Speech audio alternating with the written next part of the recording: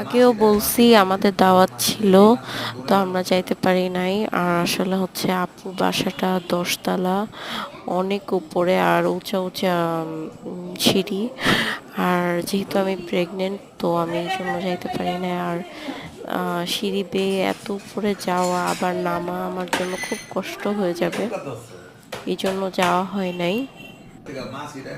আর তাদের বাসার যে লিফটটা ওটাও ঠিক করে নাই, এই জন্য যাওয়া হয় নাই।